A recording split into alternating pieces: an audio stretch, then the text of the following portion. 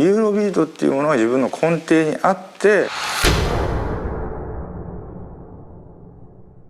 この200までやってくる間にできた副産物っていうものはものすごいたくさんあるわけで、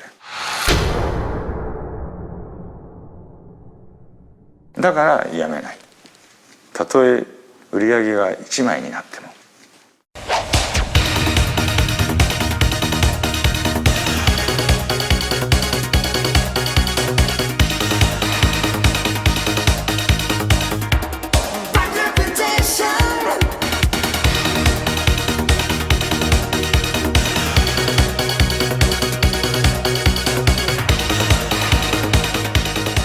輸入版にして輸入した理由っていうのは簡単で、イタリアの中でのコンピレーションとしてユーロビートをいろんな、向こうでは他のメーカーから借りてきて CD を作って当たり前の話だから、要はディスコマジックを中心にイタリアのユーロビートを作ってる人たちに言ってもらって、僕がいいと思う曲を全部借りてきて1枚のコンピレーションを作ってくださいと。それを2万枚全部買い取りますと。で買い取って日本に来てからこういう帯を作ってつけて、で貸しレコード屋さんに卸したらすごい評判が良かったわけだって、全部いい曲入ってんだもん。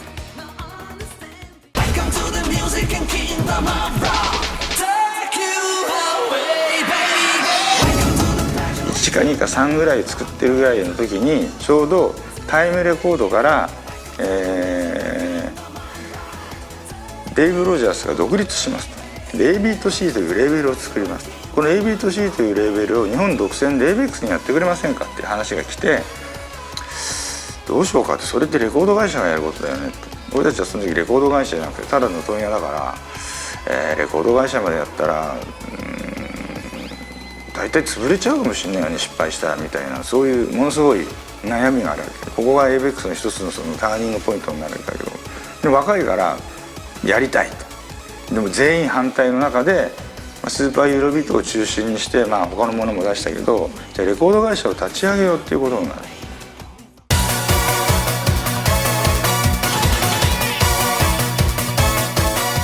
1から8まで、作ってる間にその A-Beat-C がそういう契約を持ってきて、いろんな話の中で一緒にやることになって、9を出すタイミングと8番を出して9を出すまでのタイミングっていうのは同じ1ヶ月なんだ。これが奇跡的だったんです。だから8が出ちゃダメで、もうダメで9出すのに半年かかったとかそういうことはなくて、もうそのまんま8が出て9も出てんだけど、みんなは8まで買ってるといい曲ばっか入ってるから、で名前で買ってるわけです。スーパーユーロビート借りてるわけで、9だっていいに決まってると思って借りるでしょ。ところがそこにもう今度売ってるんだけども、そこには今度オリジナルしか入ってないんだ。でも誰も何もわからないよね。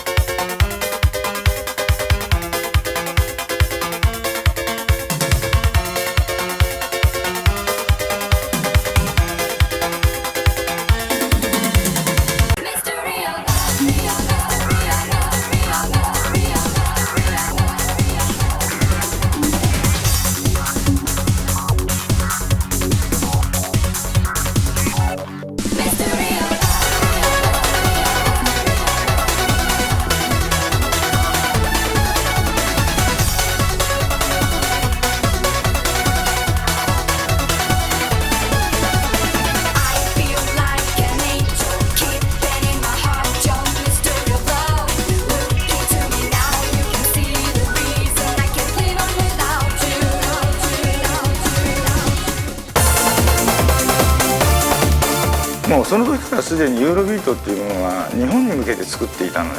でそんなこと日本人は誰も知らないわけ。イタリアに行くとユーロビートがかかって踊ってるんじゃないかってみんな思っていたと思う、多分。でも実際問題ユーロビートっていうのは向こうに行ってみると日本のために作っていたのね。作るのも全部こっちから注文、こういう曲名の曲を作ってくれとかいろんなことをこちらから注文だから、もうすでにユーロビートはその時点で正直言うと英語で歌ってるだけで邦楽だよね。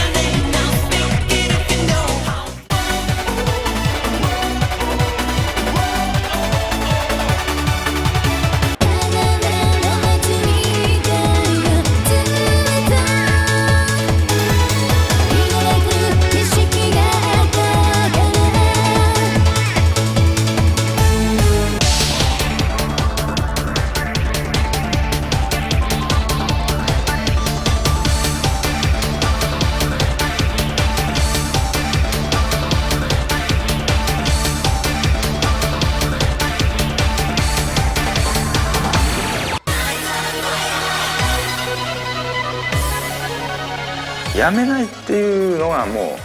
う何よりものコンセプトだったから。だって110続いてるんだよ。今200になるの、ね、ありえないから普通。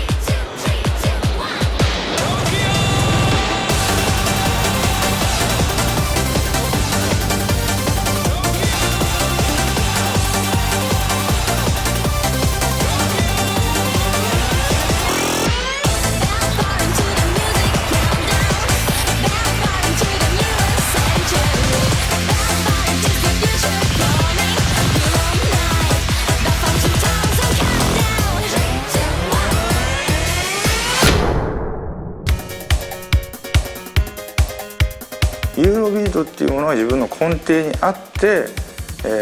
そこにハウスが入ってきたりテクノが入ったりトランスが入ったりしての邦楽制作作りが自分の得意技になっていくっていう、この200までやってくる間にできた副産物っていうものはものすごいたくさんあるわけだからやめない。たとえ売り上げが1枚になってもということじゃないですかね。